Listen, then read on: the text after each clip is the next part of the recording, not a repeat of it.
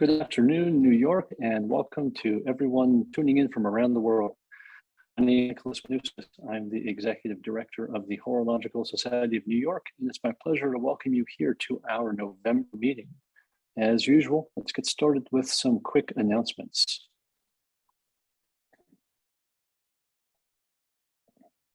So first up, a quick education update. Very happy to announce that next weekend, we are heading to Toronto, Canada for a weekend of classes hosted by IWC and Mojabber. This is special because it's our first international traveling education since COVID. So we're very happy to be making the trip to Toronto. And I believe there's just one seat left. So if you're in Toronto and you're looking to join the class, please check out our website for that one last ticket. And then after Toronto, we're going to be heading to Los Angeles, November 20th, hosted by FP Journe. And then in December, heading to Miami, also hosted by FP Journe. So if you're in LA or Miami, take a peek at our website, and we'd be happy to welcome you to our classes then. And of course, we have our New York evening classes, which are being held every week. It's really nice to see our in-person classes coming back, and so many happy students coming through, and they're a lot of fun to teach. So we're looking forward to seeing you there. Okay, so save the date. I've mentioned this a couple times, but I'm going to keep mentioning it until we have a bigger announcement to come. But save the date, our 156th anniversary gala coming up on Saturday, April 9th, 2022. We had to cancel our 2020 and 2021 gala, so we are coming back in even bigger and better for 2022. So we're looking forward to that. So please save the date, our 156th anniversary gala, Saturday, April 9th, 2022. All right, so now on to today's lecture. Today, it's easy for anyone to take for granted what the exact time is and what your exact location on the Earth is. All right, you can just look at your smartphone. You know exactly what time it is, and you can open your Maps application and have pinpoint GPS accuracy as to where you are on the Earth. But that hasn't always been the case. It's something that we just don't even think about today. But even 100 years ago, it was definitely a different situation. So for today's lecture, we're going to be taking a look at the world of chronometry, and more specifically, marine chronometry, and really what that means. What's the history behind marine chronometry? And we're going to be joined by two absolute experts on the subject from our friends at ulysse-nardin. So I'm very, very happy to welcome both Massimo Bonfigli, Head of Heritage at ulysse-nardin, and Jean-Christophe Sabatier, Chief Product Marketing Officer at ulysse-nardin. They're both joining us live from Locle, Switzerland. JC and Max, please take it away. Welcome.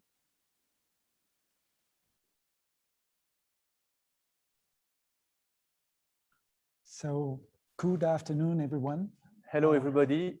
It's a pleasure to share this moment with you. So, we know that in the audience there are a lot of specialized on history. We will try to share with you good experience and some information about ulysse-nardin brand. It's true that ulysse-nardin, it's quite amazing to think that ulysse-nardin produces, explore the world and travel all around the world, explore the sea with the marine chronometers. And ulysse-nardin was based in the middle of Europe on the Swiss Jura with no sea around. But I'll try to give you some information about why we became leader on this field. Here you see a beautiful picture of Locle, where we have our manufacturer and it's a picture taken end of the 19th century. So the watchmaking started in Locle in the 17th century. A few watchmakers were producing some watch movement during the winter time, because all these watchmakers were farmers. And at the beginning of the 17th century, only a few were based in Locle. It's only on the 18th century that the organized workshops start in Locle. Why the watchmaking started there? Most probably because the influence of Geneva. Geneva was an important watchmaking hub, but also because the area was full of blacksmiths. So they knew how to work the steel, how to work the metallic parts, components of a watch movement.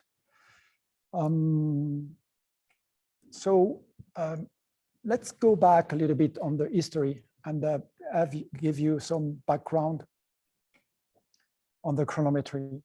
Longitude issue was a problem. So how you define the position at sea or on the planet Earth?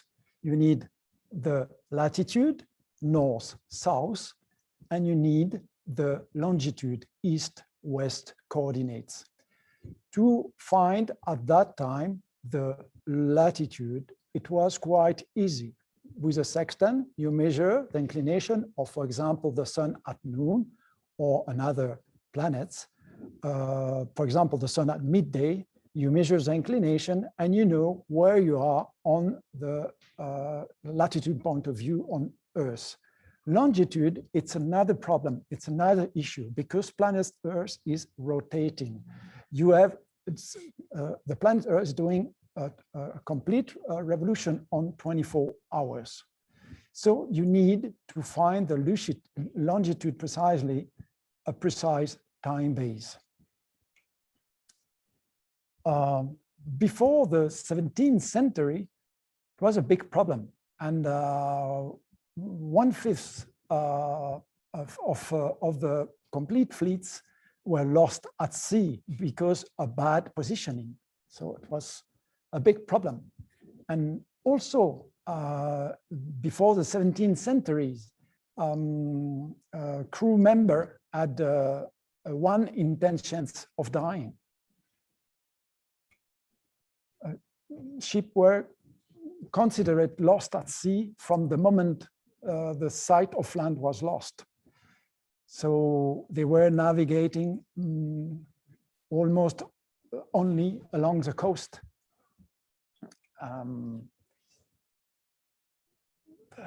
So now how did we calculate the longitude at this time? You know, you need, at the end we resume what the marine chronometer stands for.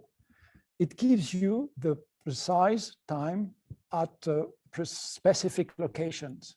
So, for example, Greenwich, when you start your journey, you adjust your marine chronometer at that time precisely, and then you start your journey across the sea, and you measure the exact time where you are, so the position where you are. So planet Earth is turning 1 complete rotation in 24 hours, so 360 degrees. So with these and measuring the time, you can have, if you have the difference between the starting points and where you are, you can find the distance that you did during your journey or whatever, during your when you measure your positions.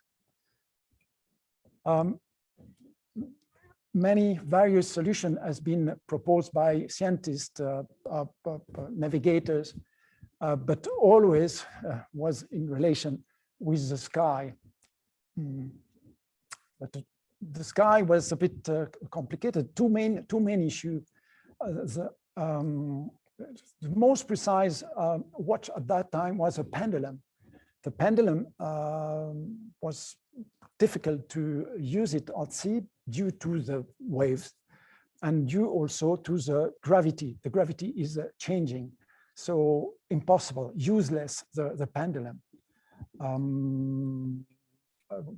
But also the problem was you must have a clear sky to measure the position at sea. So was a bit complicated. All the nations started to push, all the governments started to push the scientists to find solution for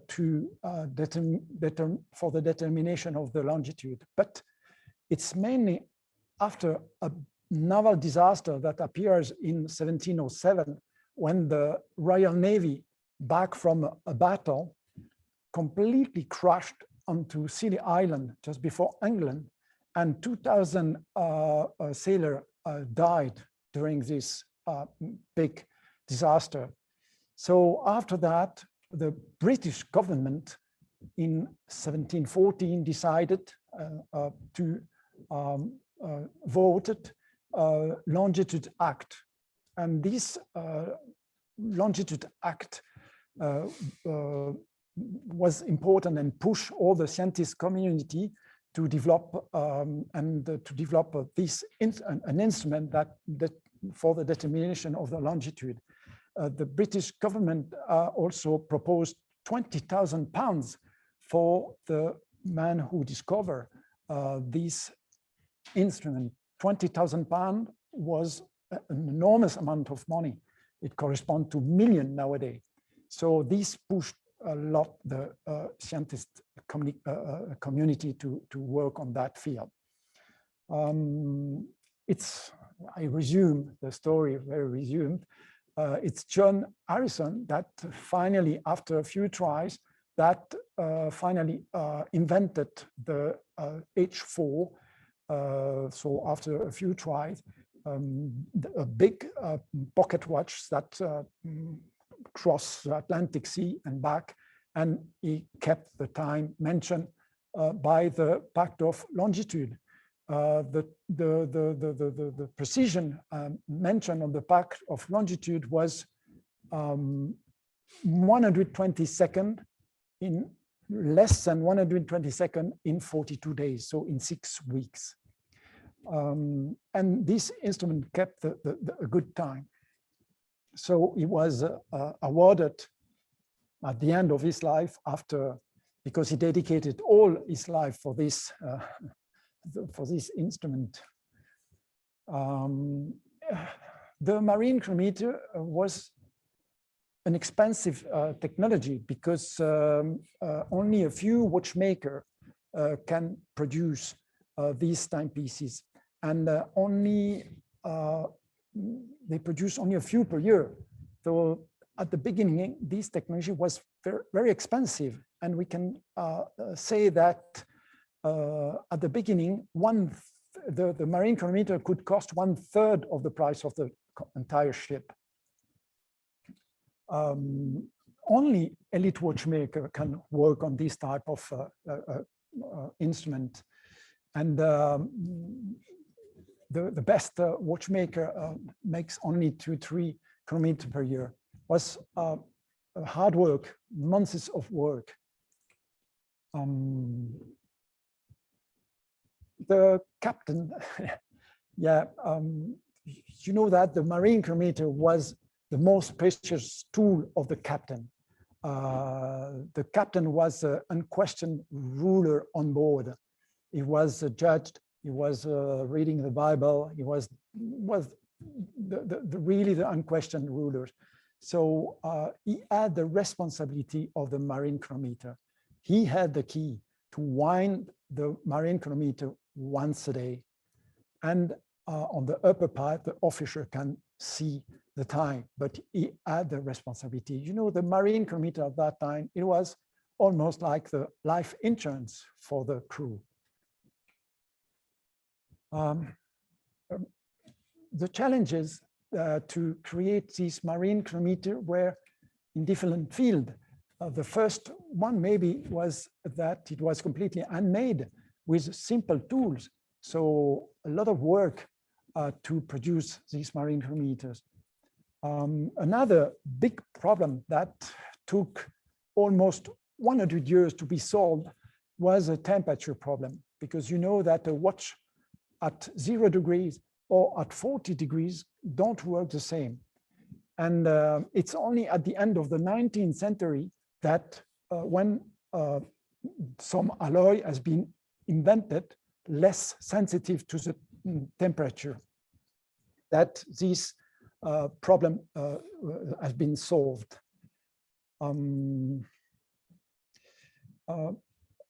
All the people who work behind these marine chronometers were called chronometriers régleurs.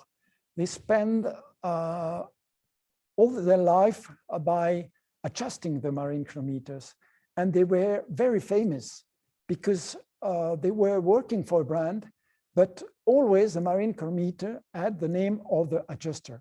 Even when the chronometer was sent to the astronomical observatory to receive the certificate, it was sent on the name of the adjuster. We had the chance to have an astronomical observatory in the area in Neuchâtel, and it has been created in 1858. So we sent all the marine chronometer to the astronomical observatory. It passed strong tests during 3 months with different temperature, different positions, and if the chronometer passed, he received a certificate called Bulletin de Marche. The Astronomical Observatory of Neuchâtel was one of the most strict observatory around the world.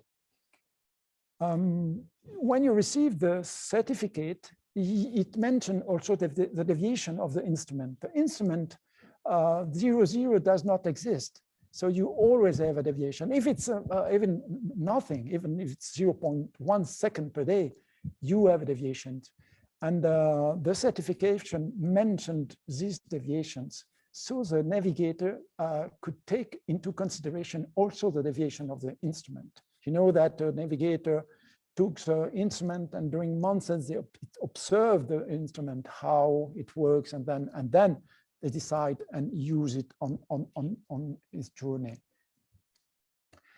So in the 19th century start the industrial revolution, and at that period of time, we had started also the demand on the pocket watches, on the timekeeping, on the time pieces. So the demand increased. We start increase the production increased too. So also the price decreased. And there were all these pocket watches or instrument at a more affordable price than the first ones. So now let's talk a little bit about the chronometry and ulysse-nardin. Ulysse-nardin was born in 1823 and he passed away in 1876. Ulysse-nardin started to work. His father was already a brilliant watchmaker, and he transmitted the passion to his son. But Ulysse-nardin had the chance to do an apprenticeship with one of the most talented watchmaker of that time, Frédéric William Dubois. He was a big specialized on precision timepieces. So he learned this passion. So he started his workshop in 1846. The first watches that he produced were pocket watches, but all kind of pocket watches, simple, also complicated, chronograph, but then he started to produce deck chronometers. And in, oh, sorry, I just missed this. It's an interesting slide mentioning that it's the first bookkeeping that we have in our museum, that where it's mentioned 1846, Papa m'a prêté 500 francs. Papa borrowed me 500 francs. The first line on the bookkeeping, interesting. So he started to produce all kind of pocket watches, but it's in 1862, during the World Exhibition in London, he went there and he won the gold medal, which was an impressive and amazing prize for him, because you know that at that time the best watchmaker were English, French, or even Swiss from Geneva or whatever. But I think it was the reputation, the notoriety of the brand started from there on. You can see here the gold medal that he won on 1862, and the pocket watches that won this prize. It was a pocket watch with enlarged small second, so it was a deck chronometer, like with an enamel dial, cathedral hands, Roman figures, and a winded key, winded by key. So unfortunately, ulysse-nardin passed away on 1876, early 1976. So Paul David Nardin, his son, took over the company just after he passed away at the age of 21 years old. Very young guy, but very talented young guy. So the beginning of new era started. Why I think it's important to say 1876 is a turning point, because ulysse-nardin passed away. Paul David took over the company at 21 years old. Then he won the first prize. Paul David, the first year he was in charge of the manufacturer of the brand, he won the first prize on the contest in an international contest in Geneva. And another important fact, the same year we presented the first marine chronometer Admiralty type. So a strategic, important marine chronometer, because they didn't know at that time that we then, due to this first marine chronometer, will become the leader on that field. So maybe an interesting story.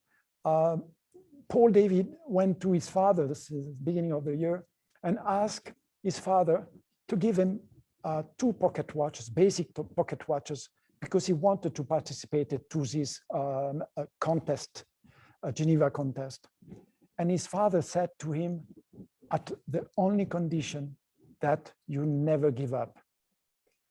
So Paul David worked hard and he won the first prize. Unfortunately, ulysse-nardin passed away before he received this prize, and he couldn't see that an amazing watchmaker was born. Let's speak a little bit about this marine chronometer, some specificity of these marine chronometers. So this marine chronometer must be more precise than a pocket watch. This is what the element mentioned. It must be more precise, much more precise than a pocket watch. It must have 2 days power reserve. Well, that means a little bit more than 2 days of power reserve. So that's why the marine chronometers had 52, 54-hour power reserve. With indication on 330 degrees at 12 o'clock. An oversized small second. Cathedral hands, okay. Roman figures, okay. But one important thing, it has to be complicated to set the time. What I mean by that is you have to set the time, you have to unscrew the bezel, and the glass is on the fixed on the bezel. So you have to unscrew the bezel to set the minute and hour hands with the key, because you have a square and you set that. the only way to set the time. Why it has to be complicated? Because, as I mentioned, you set the time when you leave from the port, the harbor where you live, and you don't touch it anymore during your whole journey. So this was a time reference. Another characteristic that this chronometer must have was it has to be water resistant. Also, the construction also mounted on a gimbal to keep the chronometer flat. You know that the more precise watch is always flat, even if later on with spiral with Phillips courbe, Phillips don't need anymore, but anyway. So also it was assembled into a mahogany box in two parts. The lower parts you open only with a key, and again the captain had the key, so to wind up the instrument. And on the upper part you have a glass and you can see the time, so the officer can see the time of the instrument. Here you have a vision of the inside of the instrument with some interesting devices. You see the constant torque called fusée on the lower part, and on the higher part inside you can see the détente escapement. That was very important invention, because it was beating the half a second and very noisily, because navigator had to hear the minute, the second beating, tick, tick, tick, tick, because when he was measuring with a sextant or whatever, observing the sky, he counted this half a second to be very precise.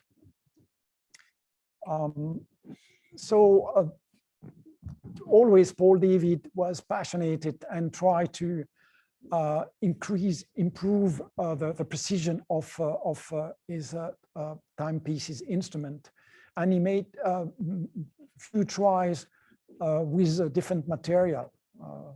At the end, it's the same nowadays. We try to introduce new material to increase precision, reliability, all these words that we like to hear. Here you can see also the balancier Guillaume with a bimetallic, a brass and steel, and a cylindrical hairspring, so-called spiral.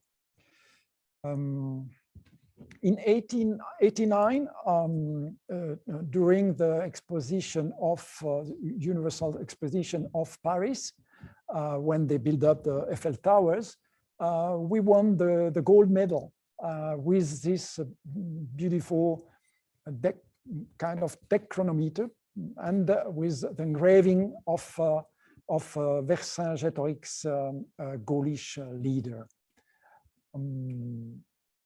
Interesting story, because at the end of the fair, of the exhibition, Sadi Carnot, the president of France, the French president, invited Paul David and his wife au Palais de l'Élysée for a gala dinner, and for 34 years old watchmaker, it was an honor to participate to this gala dinner. The oldest marine chronometer that we have in our museum is this one, and what is interesting behind that is the precision of this marine chronometer were so good that it compete almost a pendulum. So that's why the astronomical observatory used the marine chronometers. And this one has been bought by Cape Town Royal Observatory in 1890. And it was easy to travel with a marine chronometer than a pendulum. It was complicated. Advertisement of 1890. First foot into American market. We won the gold medal during the World Columbian Exposition in Chicago in 1893 with his beautiful timepiece, silver and gold case. Interesting story behind this watch. We won the first prize, the gold medal. It was a chronometer, precision instrument. And then the owner of this watch sent it back to us, and he wanted to transform the movement into a minute repeater chronograph. So nowadays, this piece is in our museum. We bought this timepiece in an auction sale, and is back on the museum with this minute repeater chronograph. Sometimes difficult to read the archives, I'm telling you, not easy at all. At the end of the 19th century, James Pellaton, a famous watchmaker, worked for ulysse-nardin for 5 years, from 1898 to 1903, and he produced the first tourbillon timepiece for ulysse-nardin based on our precise movement. He assembled and produces tourbillon. What is interesting, you see on the top of the upper bridge that sustain the tourbillon cage and balance wheel, you see the shape of the, we call it cock. This same shape has been reproduced into the famous Genghis Khan, Alexander Great, Hannibal, very high-end timepieces, minute repeater that we produced more or less 15 years ago. A wink on the medical watch, monopusher chronograph we produced at the end of the 19th century and the beginning of the 20th century. Brist watch more on the beginning of the 20th century, and this pocket watch was produced in 1880.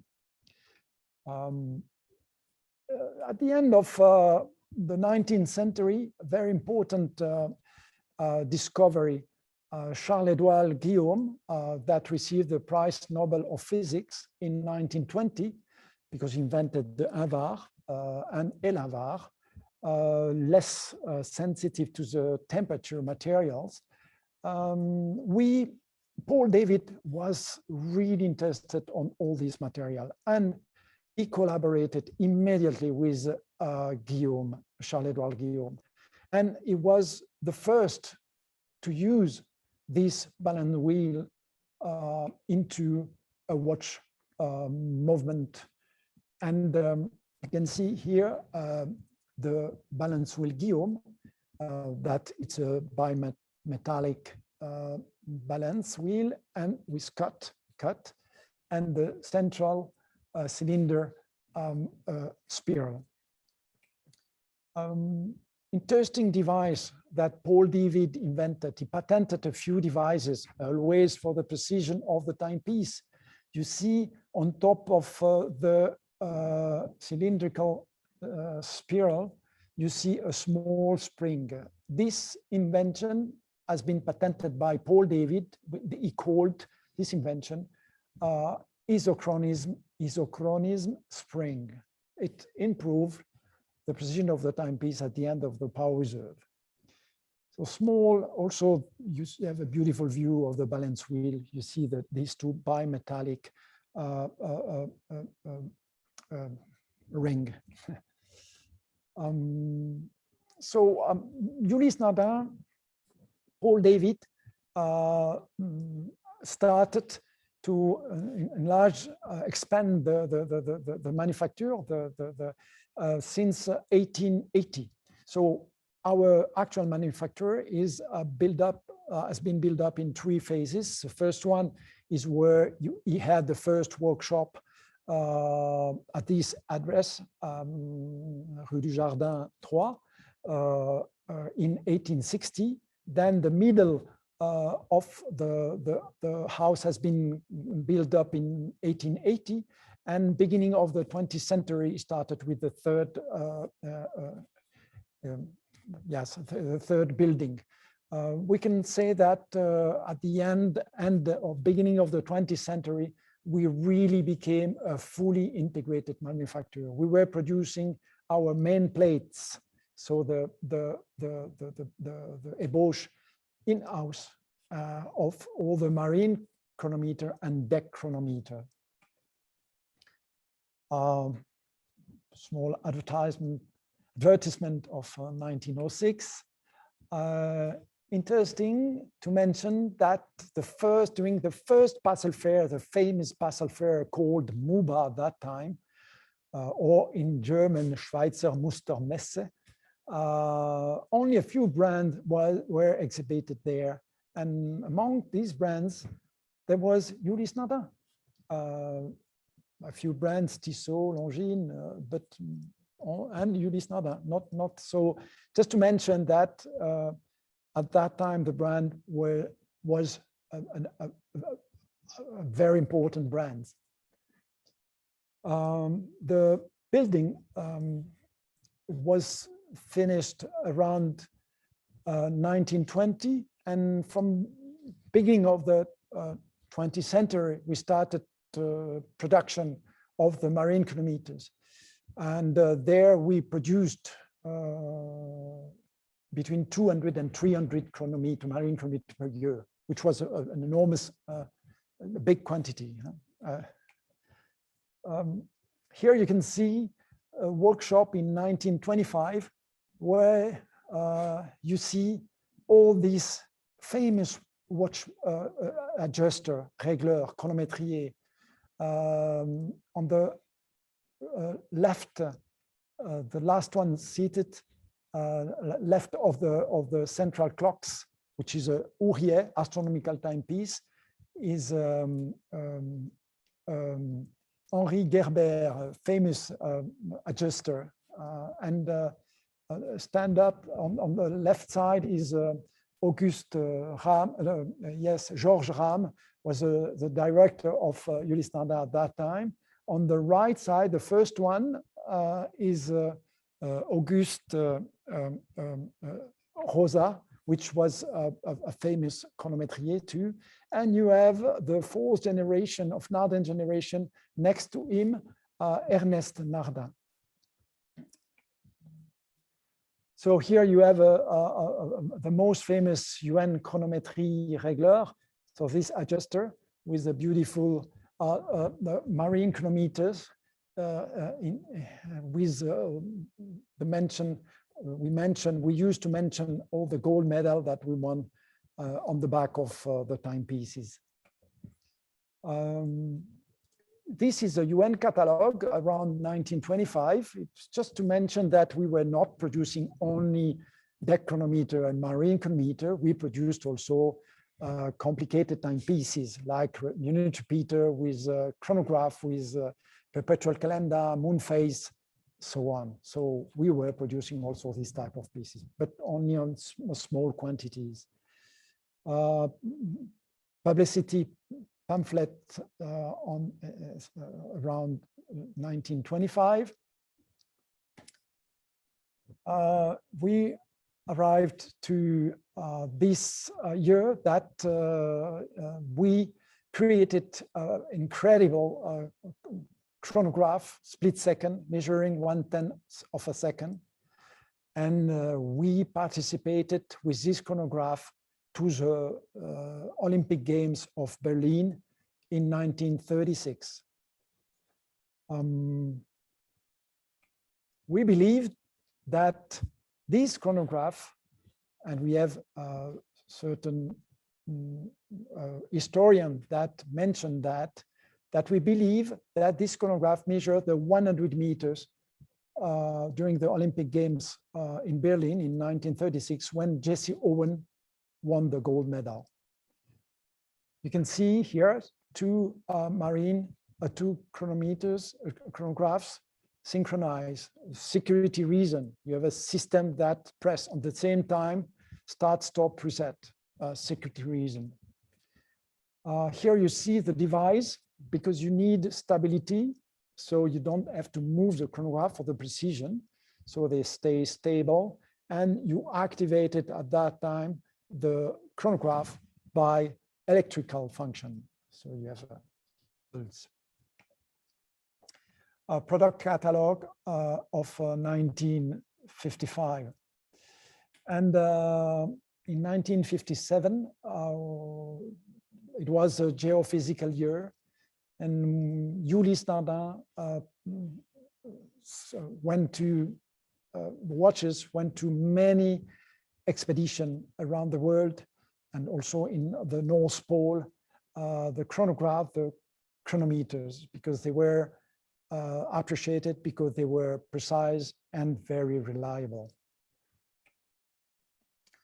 Here you have an advertising that mentioned that in 1960 we received the 4,000 certification from Astronomic Observatory of Neuchâtel. So it was quite a lot. And now I pass the word to Jean-Christophe to explain you a bit more about the Admiralties. Thank you, Max. And as you have heard from Max, we have a deep history in the world of chronometry. And obviously, when you try to summarize at the end what has been the tribute paid by Ulysse-Nardin in the conquest of the ocean, you cannot avoid to quote the number of admiralties that have been equipped with our instruments. So yes, as you have seen, we have seen two periods of time. One period at the end of the 19th century with the production of a few pieces of marine deck chronometers, and then we have entered in a more semi-industrialized period with the production during the 20th century, during 75 years, of more than 10,000 marine deck chronometers by Ulysse-Nardin. Here you have a quote by Musée des Monts, le Locle, listing more than 54 navies that have been equipped by Ulysse-Nardin instruments. And I think that if you have to keep in mind one figure, I will say that it should be that one. During 1 century of chronometry, 77% of the marine chronometers that have been tested by the Astronomical Observatory of Neuchâtel, which was the #1 observatory for such type of instrument, were Ulysse-Nardin instruments. So we were really considered as best in class, leading this field of the industry.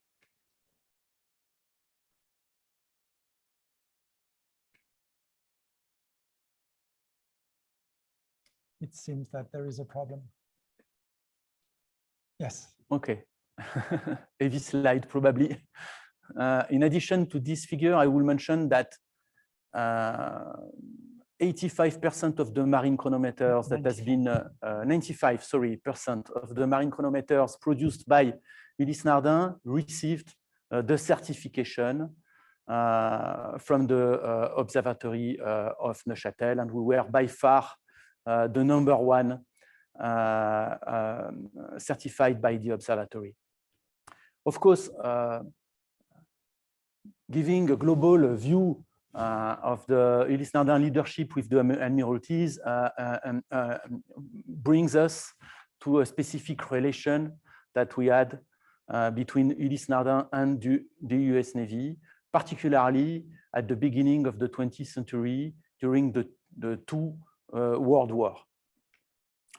This relation started in 1904 under the impulsion of Mr. Franklin Delano Roosevelt, President of the USA, who was convinced that it was necessary to open the possibility to foreign manufacturers to equip his Navy.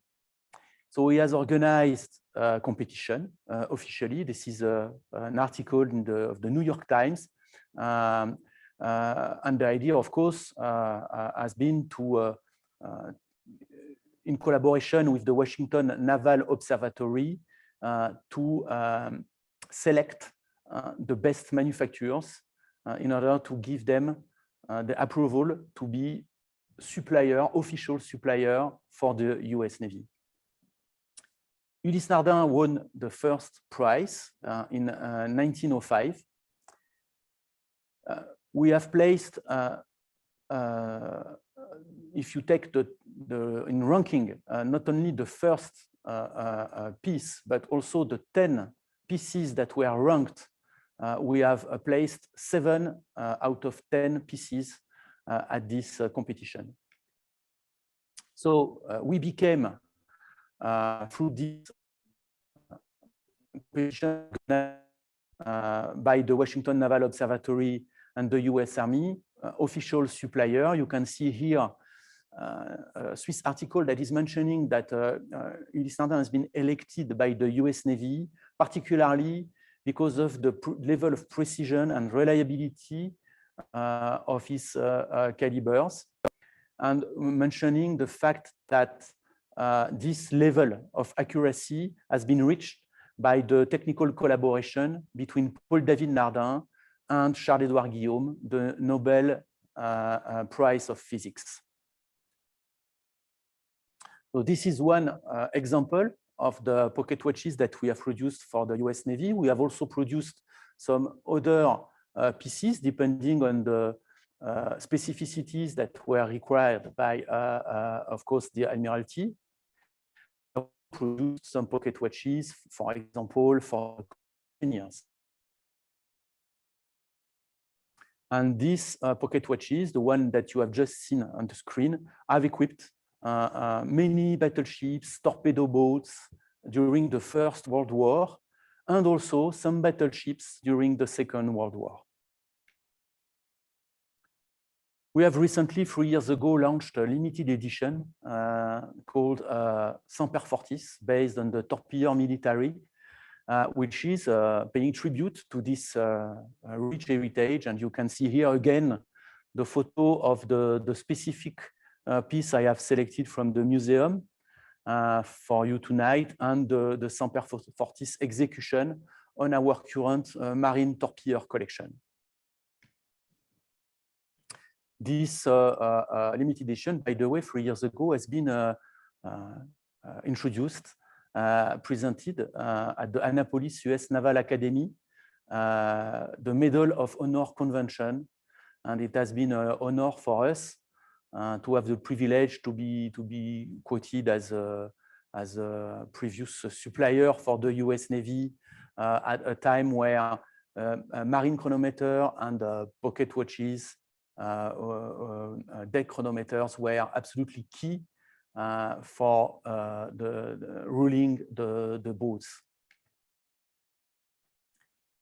So we are today celebrating our 175th anniversary, and the reason why we have the pleasure together, Max and I, to share this moment with you. And I would like maybe to give you some words about how we have organized this particular event for us. As a product guy, if I had to summarize in one word what represents, in fact, the core value of Ulysse-Nardin, what we stand for, I would say Ulysse-Nardin is all about exploration. Exploration of the oceans with the marine chronometers, exploration of astronomical watches, or disruptive watchmaking concepts such as the freak, exploration in terms of design proposal, for example, with the X product family that we have recently launched. So we have always been pioneering the industry. We have always disrupted the market, and we are an engineer brand. We like the technical content. Reason why we have chosen to express, in fact, this value through two periods, 2 moments during this anniversary. At the beginning of the year, we have presented 3 pieces that we consider as expressing our vision of modern watchmaking. On the left, you see a diver skeleton X, which is a combination of a diver, diving watch, and a skeletonized manufacture caliber. On the right, you see a hour striker, the blast hour striker, which is the combination of a traditional chiming piece with a modern design. And in the middle, you see the flagship launch for this year, which is a limited edition of a unique, incredible concept, which is called UFO, unidentified floating object. And I am, of course, mentioning this object that I have in front of me on the table, because in fact, this object is a kind of revisitation of our marine chronometer. We could have had the possibility to reproduce a vintage piece taken from our museum, but we had the wish to reinvent, in fact, this marine chronometer and to show what could be a table clock of the future. And we believe that this expresses also this value of exploration and this heritage that we had from Mr. Ulysse-Nardin and Paul David Nardin. So this piece is a counterintuitive interpretation of a marine chronometer, because obviously you can play with it. It works like a roly-poly. So it is in contradiction with a marine chronometer, which is based on a gimbal. And of course, here it is not really a question of chronometric performance. It is a vision of where could evolve our industry in the future. We believe that this piece is a piece of art. It's a piece of mechanics. It is comprised of more than 600 components. It is highly technical, offering 1 year power reserve, and it is a toy. And I take this opportunity to remind you that we are participating into the Only Watch auction. This auction will be held next weekend on the 6th of November in Geneva, and it is for a good cause. It is to contribute to the research into the Duchenne muscular dystrophy, and we are going to propose at this fantastic auction a unique exemplary of the UFO with the Only Watch color codes. So this was for the first part of the year. In the second part of the year, we are introducing a small capsule collection called Chronometry since 1846.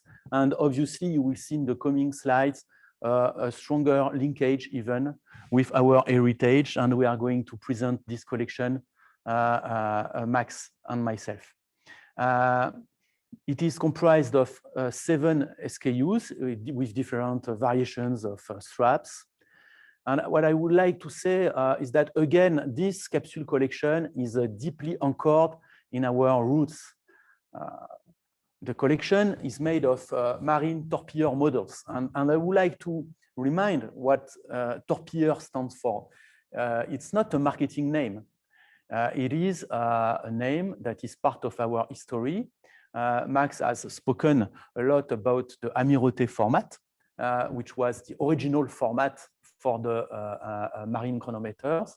But then with the evolution of the navies, the apparition of the submarines, the battleships in the smaller size like torpedoes has been created the torpilleur format. And the torpilleur is the name that was given by the Admiralties to the brands when they were requiring to be supplied. So this format was also very practical, of course, lighter, smaller, and compatible with combined operations between land and sea for commandos, for example, and all the officers were wearing their torpilleur, their deck chronometer pocket watch with them during particularly the beginning of the 20th century. It's not only about the name, it is also about the codes. All the codes that you find in the marine torpilleur are directly inherited from the marine chronometers that have been presented by Max. The Roman numerals, the cathedral hands, the concave case, the fluted bezel, the double counter with the power reserve at 12 o'clock and the large second counter at 6 o'clock, for example. So I would like to introduce in few words this capsule collection that is presented here with some antique pieces coming from our museum. The first piece maybe, before one word about the codes that we have chosen for this capsule collection.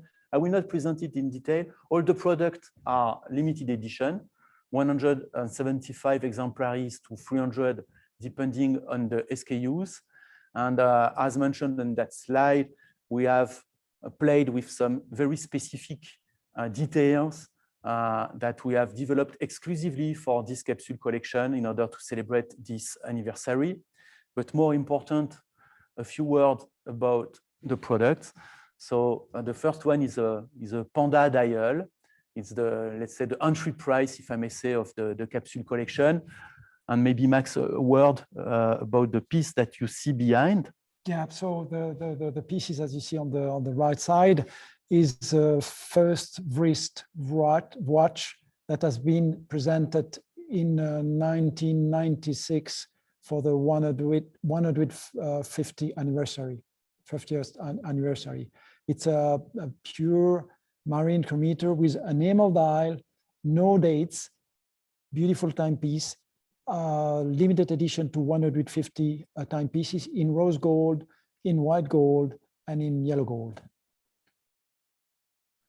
The second piece is a fantastic blue enamel dial that has been created for the occasion by our inner workshop, Donze Cadran. Blue color, obviously, because we are at ulysse-nardin. So it's the color we cherish the most. And maybe a few words. We decide to link this this torpilleur to this pocket watch that has been produced for the Ministère de la Guerre, the French Admiralty, with an enamel dial without power reserve, and oversized small second, steel case, screw in case back. So these were the specification requested by the War Ministry from France, and the link was the enamel dial. The third piece that we're introducing is a spin-off, if I may say, of our flagship caliber, the 118, that you find in our bestseller, the Marine Torpilleur. This caliber is called the 119. And it is equipped with moon phase small complication. So the watch, as you see on the right side, is a watch produced in 1920 with a beautiful enamel dial, but also it's a minute repeater, a chronograph, monopusher chronograph with a perpetual calendar and moon phase. Here you have a limited edition of a ulysse-nardin chronograph. So it's again a manufacture movement, again with silicium technology. This chronograph has maybe one specificity that should be underlined. It is equipped with a small complication, the annual calendar. This particular small complication has been developed by Mr. Ludwig Oechlin, who has been absolutely key in the development of the brand at the end of the last century. So when you think about chronograph, you don't think immediately about ulysse-nardin. But ulysse-nardin introduced, as I explained before, in 1936, one of the most performant chronograph of that time. It was a split-second chronograph measuring 1/10 of a second that was used in many competitions at that time. Last but not least, a beautiful piece in limited edition of 175 exemplaries in a rose gold case. You will find here, of course, this power reserve at 12, but it is also a flying tourbillon, which is equipped with a flying anchor made of silicium that won the JPSG prize of 2015. So it's a constant escapement caliber. And the dial is absolutely amazing. It is an enamel dial that has been produced by Donze Cadran in the black color, which is probably the most difficult color to master. So we linked the James Pellaton pocket watch that has been produced in 1898 because he produced the first tourbillon for ulysse-nardin. If I may say, the torpilleur, this one, represents ulysse-nardin. You have the tradition, you have the savoir-faire, the craftsmanship with an enamel dial, and you have the high technology with a flying tourbillon with constant power escapement, with a floating anchor that we remove the axis of the anchor, and like this we increase the performance, we decrease the friction, and we increase the performance of the watch, of the movement. So I invite all of you guys, if you want to dig a little bit more into this capsule collection, to visit our colleagues of Vampe, 5th Avenue, until the 15th of November. This capsule collection will be presented in a specific window. I would like also to inform you that we are opening soon. We have entirely refurbished our museum in Locle, and we are going in the end of the month of November to open this museum again. So if you have the opportunity to pass through the region, we could try to open this private museum for you if it's possible to organize that. That's it. It has been a pleasure to share this moment with you. And of course, we remain at your disposal. Any question you may have. Well, thank you, JC and Max. That was a wonderful lecture. I learned a lot, and I hope that our attendees learned a lot as well. We can now move on to the Q&A portion of the lecture.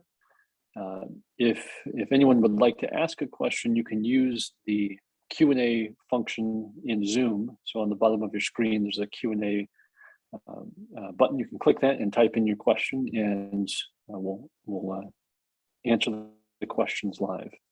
So if I may, I wanted to ask a question about the UFO clock that's sitting in front of you.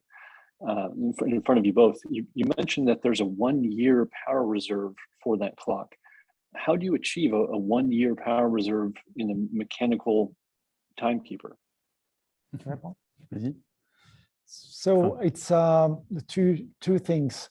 You have 6 spring barrel linked together. This is the first point. And the second point, the frequency is very low. It's 0.5 Hertz. So 0.5 Hertz correspond to that beats the seconds. So due to these two, we reach this 1-year power reserve. Wow, that's very cool. And I can kind of see the balance moving slowly back and forth. It looks hypnotizing. Yeah. Oh, that's beautiful. Wow, very cool. So another question. You showed a balance from one of the marine chronometers with a helical hairspring you mentioned. Could you describe what a helical hairspring is? Why is that important for a marine chronometer? You mentioned the cylindrical hairspring. Yes. So on the marine chronometer, the cylindrical hairspring, we have space, so we can on the wristwatch is problematic to have a cylindrical hairspring, but cylindrical hairspring has a better precision and consistency on the movement of the oscillation of the balance wheel. Yeah.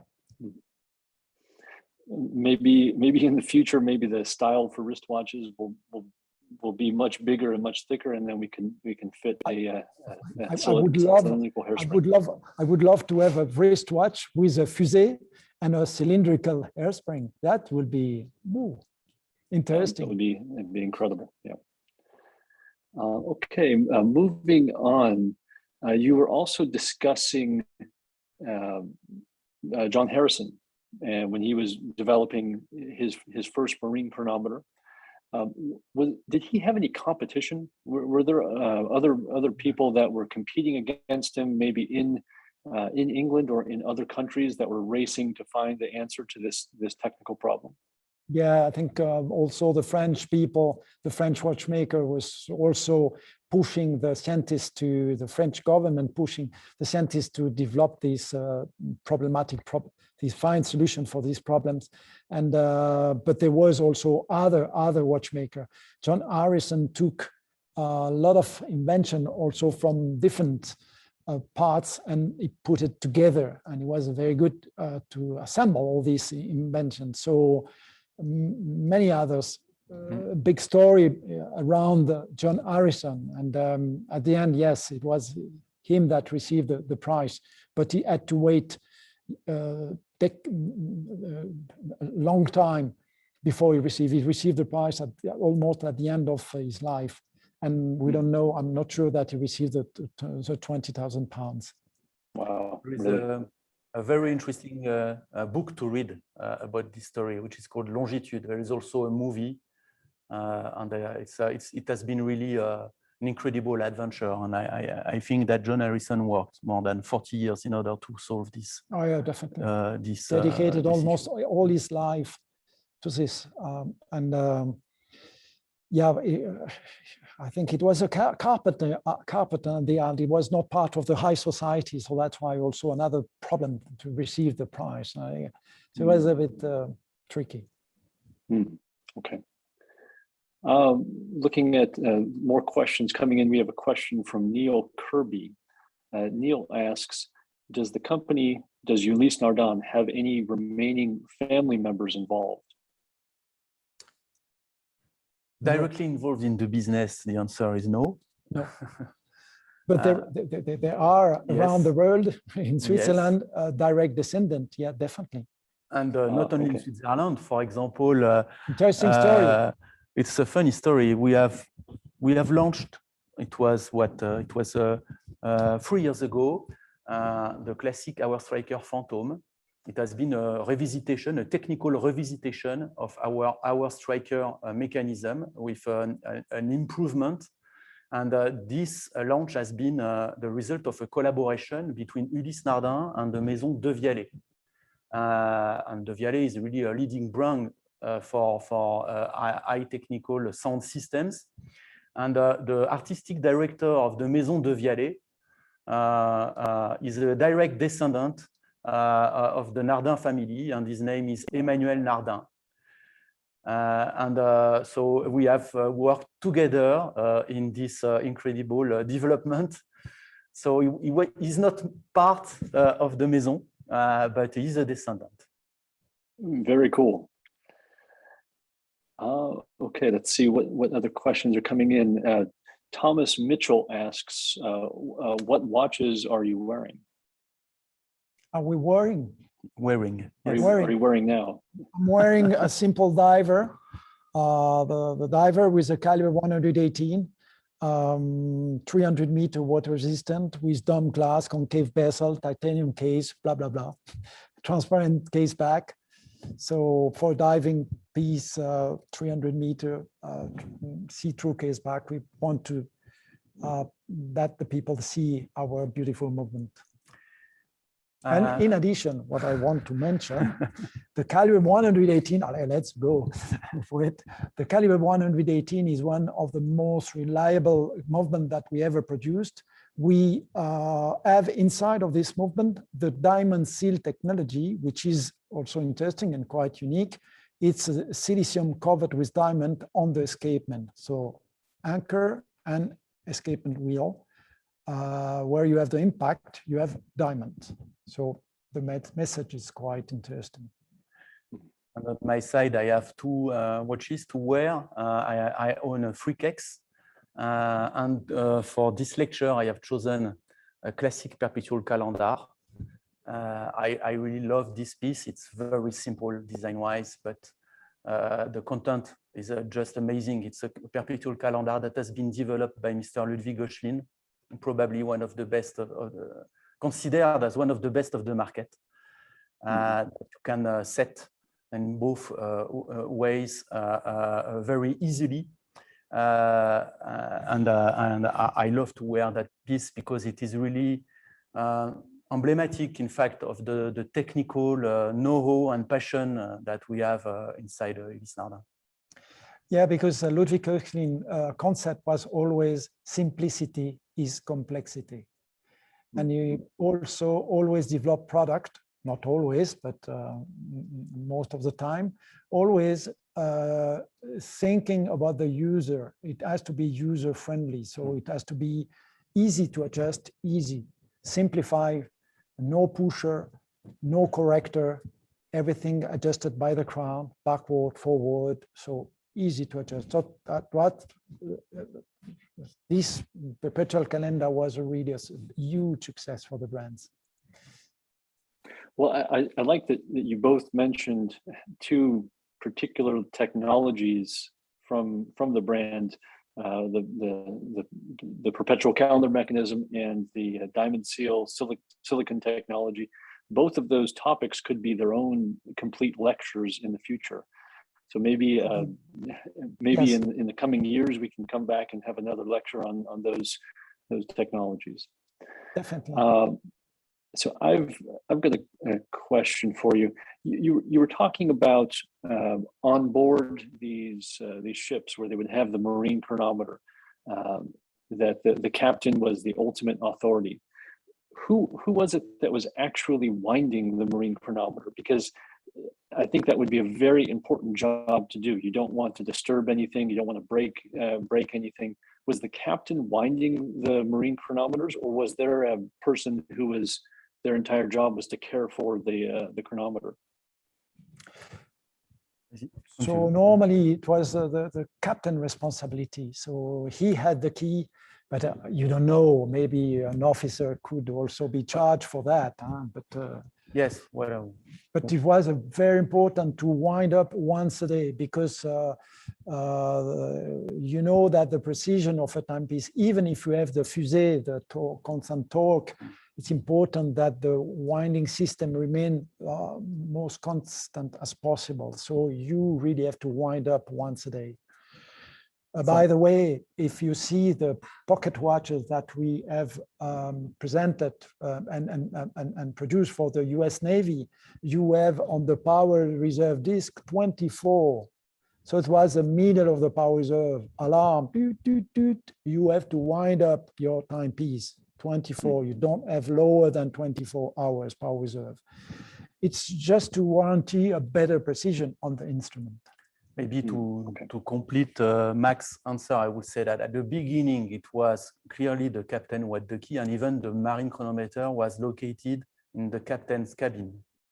And in the more, let's say, modern times, beginning of the 20th century, appeared a new role within the officers called l'officier des montres. And l'officier des montres was the person specialized in charge with navigation aspects under the captain. So this task began to be, let's say, given to an officer, which was really considered as the specialist on board. Okay.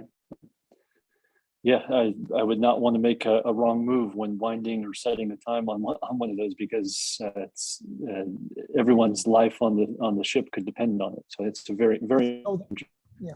So the key had a security, so you cannot you can wind only one side, and the other side the key was sleeping. That was called Breguet system. So it was sleeping, and the same problem on when you set the time on the dial on the center with the central hands. you cannot turn reverse. You have always to go forward. We have been told, by the way, by some historians that during the 17th, 18th century, even beginning of the 18th century, it was sentenced to death on board to manipulate the marine chronometer without authorization. So you can imagine the level of importance this instrument had at that time for the life of the crew. Absolutely. It was a life insurance. Huh? Absolutely. Wow. So you were mentioning the winding mechanism and the Breguet winding mechanism, and the next question is about Breguet. So I thought it's a perfect segue. So Brian Standig asks, he says, well, he first says a statement. He says, Ulysse-Nardin and his son, Paul David, lived around the same time as Abraham Breguet and his son, Antoine Louis Breguet. Is there any evidence of competition or collaboration between the two families, given the similar locations and time in which they were working?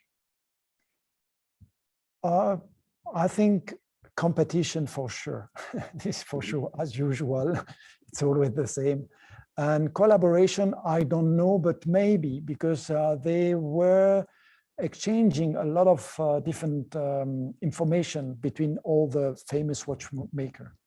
And Breguet was born here in the area, and then he moved to Paris, and he get back for a few years during the famous Protestant Huguenot period of time. He went back and worked from here. So maybe, there was a certain collaboration between these two amazing watchmakers, yes. But I have nothing written in the book. I can suppose only. All right. Next up, we have a question from Francois Bezola. And they ask, could you tell us more about the new museum? What will be what will be exhibited at the new museum? So, it's we don't like to call it a museum because that normally museum is open to the public. So this it will be an heritage space where we are going to share an experience together, explaining the past and showing a little bit about the past and how we link the past with the present. And it's a nice experience where you have a space, a chronological space where you have the history and all the watch that we represent, more or less our past. And then we have different space with thematic spaces, complicated sonnery, freak, astronomical timepieces. So it's quite rich, and it's represent widely our history. Before, during the 5th Nardin generations, and also after that, Rolf Schneider bought the company in 1983, because there was a new start, and the creation, the invention is enormous from Rolf Schneider took over, and he collaborated with Ludwig Oechsling, and we had a brilliant inventions. Absolutely. Well, I hope to visit in the near future to see the new space. That would be great. And this next question is related to that as well. Nargis Ram asks, they first say thank you for the presentation, and then ask, do you organize visits to discover the manufacturer? Maybe this is something for the future when the COVID situation is a bit better, but are you planning on any manufacturer visits in the future? So yes, we are not open to public, if I may say, but we organize visits for partners, for clients, for journalists, for passionate people, and we can arrange, of course, upon request, a visit. And I really believe that it is very important to visit a ulysse-nardin manufacturer. because it's the best way to realize the level of integration that we have in terms of caliber production. We produce nearly the entire quantity of the components for the calibers internally, including the escapements. And we are one of the rare to do that on the market. So I believe it's really very informative. And also, if you visit the manufacturer, you will see the two legs we are working on at ulysse-nardin, or working with, if I may say, this combination between high tech with the silicium know-how on one side, and also craftsmanship, for example, with the enamel workshop, dont ces cadrans. So, and we really believe in this variety of know-hows. Reason why, as stated by Max, our museum will be organized in two ways. You will find a chronology, but you will also find a presentation of thematic windows expressing all the toolbox that we have, technically speaking, inside the company. All right. Well, I look forward to visiting when possible in the future. Thank you for that. So another question, thinking back, you were talking about marine chronometers, and then at some point you began discussing deck chronometers. What's the difference between a marine chronometer and a deck chronometer? So the marine chronometer is the big format, the big one, and the deck chronometer is the small one, is a pocket watch. So we call, pocket watch. So it's more transportable.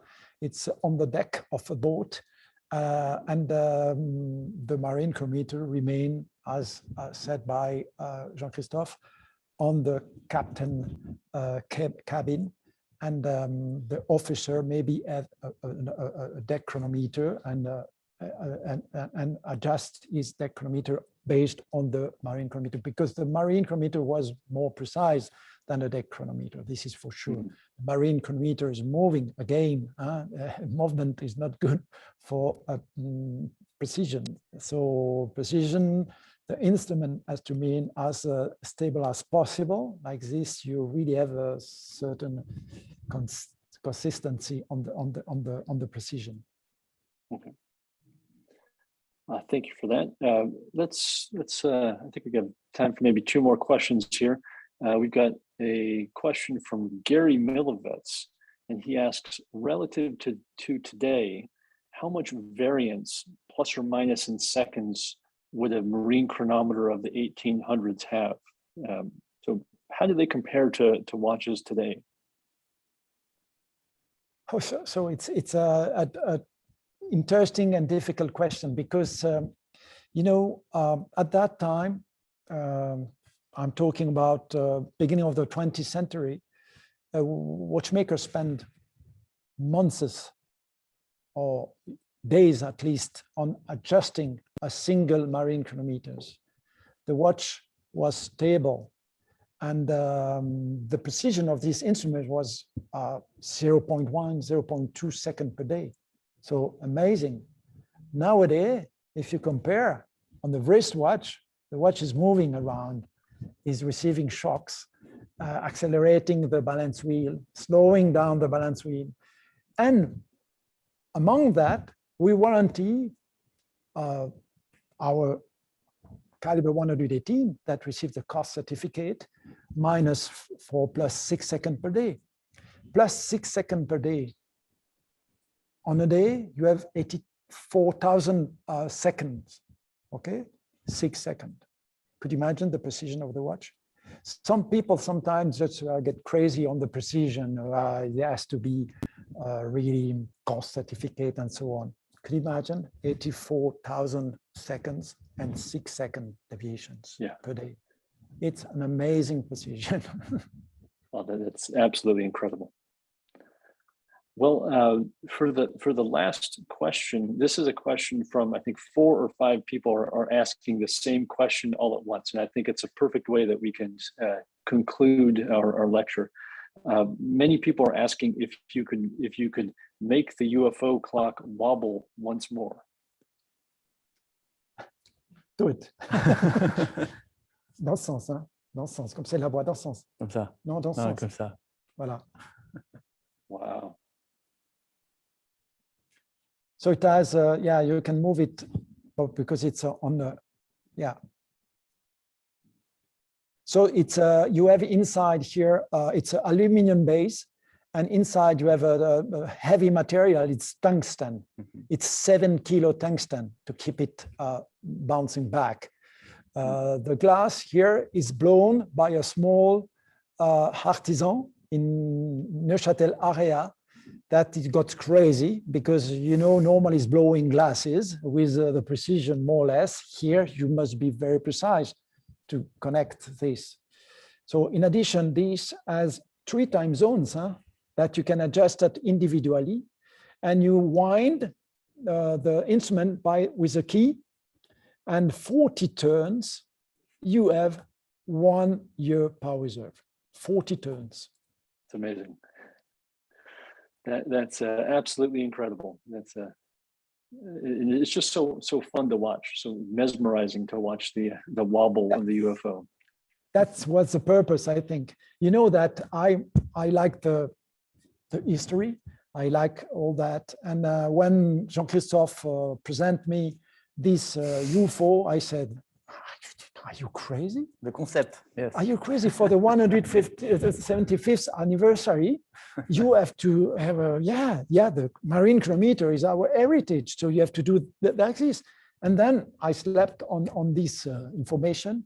And the day after, I said, what a genius. It was absolutely amazing idea. Amazing idea. Because nowadays we don't need.